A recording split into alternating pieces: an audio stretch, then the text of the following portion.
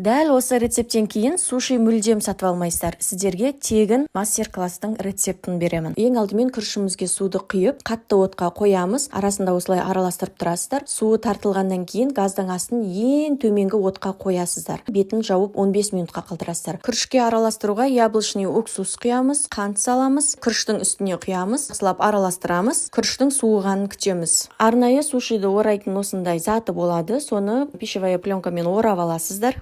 Нориді толық пайдаланбаймыз, 20%-ін осылай кесіп тастаймыз. Күрішімізді орналастырамыз. Менде перчатки болмағандықтан қолыңызды міндетті түрде сулап отырып жасаңыздар. Сол кезде қолыңызға күріш жабыспайтын болады. Норидің кішкентай шетін алып қаламыз, ол жерге күріш жабыстырмаймыз. Краб таяқшаларын саламыз. Осындай коллектің 74%-тік творожный сырын пайдаландым. Сапасы жағынан да және бағасы жағынан да өте тиімді. Негізі сушидің дәмді болуы бұл күріштің дұрыс жасалуы және ішінде қосатын творожный сырыңызға байланысты. Ең соңына келгенде нори жапырағы жақсы жабысу үшін сулап жібереміз. Суға ұн салып кляр дайындаймыз. Сушиді батырып аламыз, панировочный сухариға аунатамыз. Қызып тұрған майда екі бетін қызартып қуырып аламыз. Екі шетін алып тастаймыз. 8 бөлікке 10 бөлікке кессеңіздер болады. Осындай кереметтей сушиларды Калех фирмасының газдалған сусынымен дәм татқалы жатырмыз. Дәл осындай сізге пайдалы болатын тегін мастер-класстарды сіздермен бөлісіп отырамын. Парақшама тіркелуді ұмытып кетпеңіз.